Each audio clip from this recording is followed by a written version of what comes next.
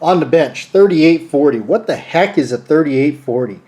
3840, really cool, kind of a, if you would, a Old West round, and there it is right there. It's basically, it's similar to a 4440 that's been necked down to a 401 diameter. And what that is basically is, in layman's terms, which that's mostly me, that'd be like a 40 caliber. I think originally that's where it was supposed to be. I think it was supposed to be 40-38 because that would make more sense, and that would be like 40 caliber, 38 grains of black powder. Could be wrong, but that's kind of where I think I heard that before, somebody had said. But here's kind of a comparison. Here's a 45 Colt, and there's your 3840. You can see how it necks down. That's the big thing about it. It kind of necks down, and then if you look at a 4440, or I'll put the 4440 in the middle, the 4440 has ever so slightly taper, but the 3840 definitely here has a dramatic taper, or bottleneck, or whatever you want to call it. So now the thing about when I started shooting this and getting involved in it, of course, I'm not so much of a serious like Mr. Wikipedia on this stuff or not. All I'm saying is this is my experiences with it, and this is what I ran into in shooting it. And then one thing to expect if you're going to dive into it, this is a Cimarron, your birdie made single action. That's mostly what I get because they're inexpensive and they work, and they're nice, and the quality's good. So we're going to take out this cylinder here, because what happens is the cylinder is really it's really prone to getting dirty and fouled up, and sometimes when you're dropping your casings in, you see how it just doesn't just drop straight in like that. Of course that's an expended casing there, but let's try there. So it does, you kind of see here, we're just going to, and I've not pre-done this, I'm just kind of doing this myself. You can see how that round just kind of nicely drops into all those, even though it's dirty. There's a little bit of resistance, and I did feel some resistance. That has a little bit. See how that kind of hung up there a little bit. And that's caused by just how fouled up the insides of that chamber is. See how there. And if you're hand loading, which assuming you would be for something like this, because I'm definitely hand loading for it, it's going to matter on the powder. Different powders you're using. Stick definitely with the book. I have a Lyman pistol and revolver book that I stick with. Powders I'm using that I've had success with is so far Trail Boss or Tight Group. The other powder that I was using just was not, it wasn't burning up nice and clean, and it was leaving a lot of residue in those chambers, and it was really tight. Originally the chambers were really fairly tight on this revolver when I got it. Luckily the shop I got it for, the old man that runs it, it's a true mom and pop shop, and this is why you get really good top quality customer care from shops like that versus the big box stores. He actually went in the back because he shoots this caliber pretty much exclusively.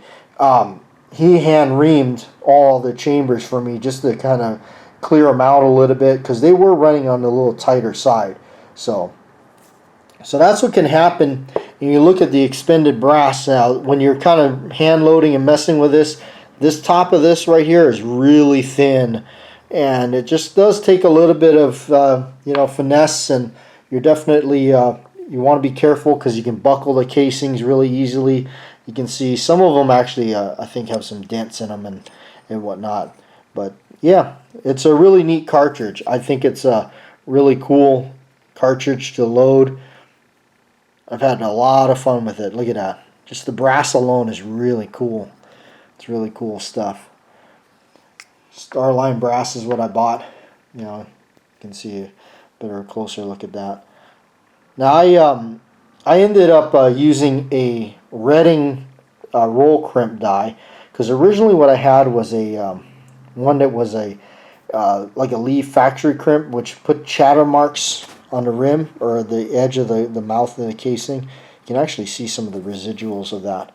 But I didn't like the way it did that, so I started using the Redding taper crimp on it, because I felt like it kind of, I guess the part of me was like, I don't want to ruin my brass or anything like that, because the brasses sometimes can present a little bit of an issue getting these.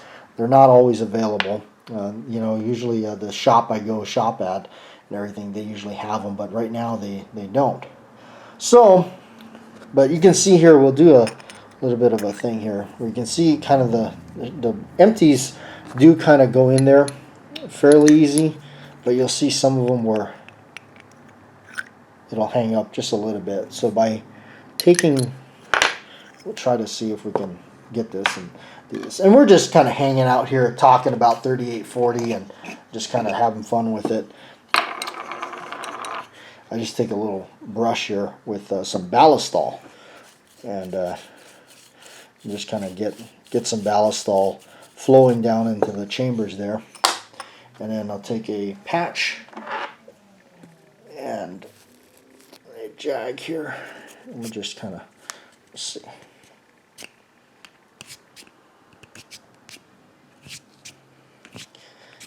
And this stuff is, shooting all these, it's really dirty. I mean, you can see this is just a labor of love. You're going to want to, this is just stuff you're going to want to do. You're interested in it, because if not, you're going to probably look at this and say, I don't want to get involved in that. But it's just something I wanted to do. I like tinkering around with it. There was a point where I given up on it, and I just did not want to even mess with it. But then I kind of got a little bit more of a desire to do it again and check it out again. Now let's see, we'll run a quick dry patch here. Maybe is that all the ones I got here at the table? I'm gonna just go ahead and wipe this cylinder down.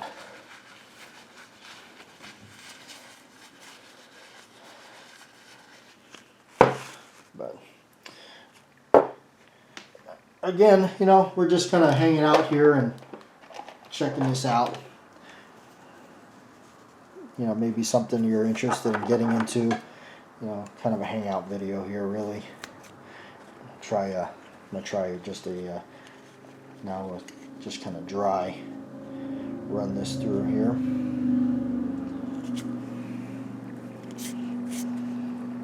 This is kind of, I think this jag is more for a 45, because it's not really punching all the way through. I could force it, but I'm not going to. I'm just going to see how nasty it still is. So the buildup is quite a lot, but let's see here. See what we got. See how those kind of, even the empties are just willing to drop right in there. Yeah.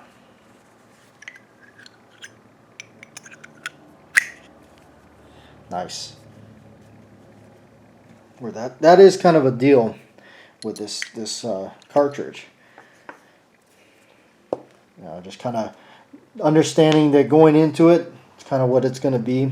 It's really, and especially you're shooting lead, cowboy lead stuff, it's just really filthy and everything. So, it's something to keep in mind. If you're going to dabble around in this, they can be pretty tight going in, and definitely in my case, it was no exception. It was really tight. I was only able to get seriously one round of the cylinder through, and then the next thing you know it, I would go to chamber another round, and it would just stop. It just would not go. And I mean, you could force, but there again, you don't want to start doing that. So I wasn't sure what was going on, and it boiled down to yeah, maybe not so much the chambers were too tight or whatnot, but he did clean them up for me. But it really, I'm gonna say it's the powder. It really is the powder, and especially if you're going to shoot black powder cartridges out of this thing, you know, you expect the fouling. It's just it is kind of interesting to mess with it. It is a big difference from 45 Colt to doing this. It really is. For me, there was definitely a huge difference in messing around with 45 Colt originally and then moving over to this. So that's kind of what you want to expect when you're doing this. It's going to be an interesting cartridge if you're going to jump into it. So just got to be patient, and hopefully this video sheds some light on some mysteries on it. Maybe you're having some issues with it. So yeah, definitely there's some strange ones out there. I even heard, because originally I bought the Lee Deluxe set of dies for it. I even heard somebody say that the Lee die wasn't able to bring the shoulder down as much or something on it. So, you know, some guys were taking and shaving the die down just so it seats further down. I've even heard those stories. So that was one of the things I encountered when I was originally having problems. But in the end, my Lee set does seem to work fine. As far as that, the only part that I did change was I got a Redding, crimp, the roll crimp die for it. That's what I ended up changing out. In fact, I think I have the box near here, so you guys know. Yeah, this is what I ended up getting here, is the Profile Crimp Series C for the 3840 by Redding. Now, these are not cheap. They would cost you for that one die as much as the entire set is for a Lee. But I think it's worth investing into just that die alone if you're gonna, tinker around with this, because I think that's that roll die or that type of profile crimping die is much better than the one that chatters, that puts a chatter marks around the edge of the case. I don't know. Maybe I'm just being a little too picky about that, but that's just what I went with. So hope you enjoyed the video, and like, share, and subscribe.